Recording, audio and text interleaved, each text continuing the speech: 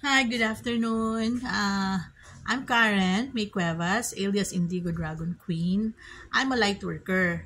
So, gusto ko lang mag-share ng mga, shall we say, divine experiences ko, namin ng husband ko. And yung mga, shall we say, mga dangers na na-encounter namin. Okay, so, uh, I'm a light worker or sabihin na natin gifted. I spiritually awakened around 14 to 15 years ago. Um, Kindly research na lang ninyo kung ano yung light worker and spiritual awakening. So I've been through that, no? And okay, so I will just be sharing mga divine experiences namin ng husband ko. Dangers na na-encounter namin, but you know, in life storms, as we travel through life storms, when we always seek and have a strong faith in the Lord, in the divine, we'll always be divinely protected. There will always be divine protection, divine aid. Ganon. So, this happened around mga, when was that? I think, 15 years ago, 14 years ago, tagal na. When bago akong naka-receive ng gift ko, bago akong spiritually awakened. Ganon. So, kasi, kami, thank you sa husband ko, to my beloved husband, nagbigay kami ng gift sa parents ko. Binigyan namin siya ng, shall we say, a cute house, a decent home na para katabi namin sila. Yun ang gusto ko. Kasi matanda na sila. Sa pagtanda nila, at least nandan sila sa tabi namin. So, thankful ako sa husband ko. Instead na iparent namin yung mga bahay na yon, binigay namin sa beloved parents ko.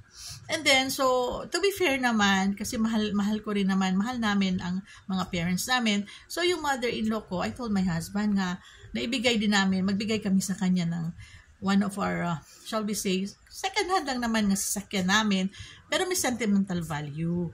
Yun is a van na second hand na talagang trinasure namin yun ng husband ko kasi galing sa dugot pawis niya, honest hard work and sacrifice. Tapos really, we were so happy with that, yung sasakyan na yun. Kasama mga anak namin, babiyahe kami, nagbabakasyon, we go to Divine Mercy because we are also lifetime devotees kami sa Divine Mercy ng husband ko. When I received my gift, ang husband ko ang nag-guide sa akin doon sa Divine Mercy Shrine. So, kaya kami naging lifetime devotees. So, yun, yung sasakyan, ganun, kung saan-saan kami magbakasyon, kasamang pamilya. So, sabi ko sa husband ko, tapos nagkakabili na rin kami ng another mobile na medyo bago-bago naman. So, sabi ko sa husband ko na, tayo, iregalo natin sa mother-in-law, kay mami mo, ganun. So, okay, payag siya. So, pumunta kami, sinakay namin sa tapos kami lang ng husband ko, ihahatid talaga namin doon sa, kasi husband ko is from Siquijor. He was born in Dumaguete, but taga Siquijor sila. No? Ihahatid talaga namin sa Siquijor, sa mother-in-law ko. So, yung mga bata, we have 4 children na iwan. Apo namin, wala pa kaming apo noong time na yon. Ang cute naming apo. So, good thing na yung mga bata, sabi namin wag na kayong sumama kasi it's not a family vacation. Maghahatid lang kami ng gift for your lola or late lola nila sa side ng husband ko, mother-in-law ko. So, sumakay na kami sa boat, ganito ganon. So, ship. It sailed at mga 5 o'clock from Iligan. We're from Iligan City. It's sailed around 5 p.m. in the afternoon. So, because ako, very sensitive ako sa energy, I never thought na pati pala mga sasakyan, merong energy. So, yung van, chinek namin, yung sasakyan na regalo namin sa late mother-in-law. So, nagkaroon siya ng energy.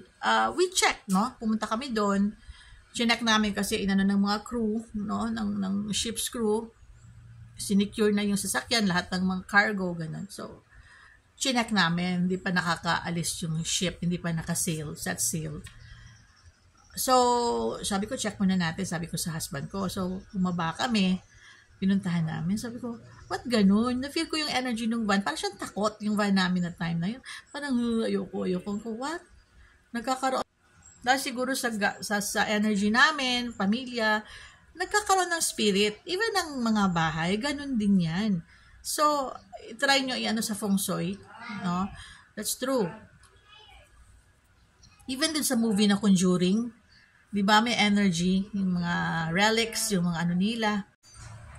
So, ganun. So, nabigla ako. Sabi ko, ba't ganun? Sabi ko sa husband ko. So, okay lang yun. So, balik na kami sa ano namin. Sabi say, Teheras. Tawag doon Teheras, di ba? Ganun. So, nag-comfort room muna ako. Tapos, nag-set sail na yung ship. Well, it was set sailing na mga around 5. Ano. Tapos, bigla ako. Sabi ko, ba't ganun yung while nasa loob ako ng comfort room, grabe yung umaalog talaga yung ship. As in, tutumba ako. Sabi ko, ano ba to? Nahihilo lang ba ako? Nakahilo ram ako or what? Anak ko sa kong kaugalingon. And then, ang phone, ang water, abri man ang window ng CR is open. Pumasok yung seawater sa lakas ng alon. Tapos, it was raining that time. And so, yung husband ko, katok ng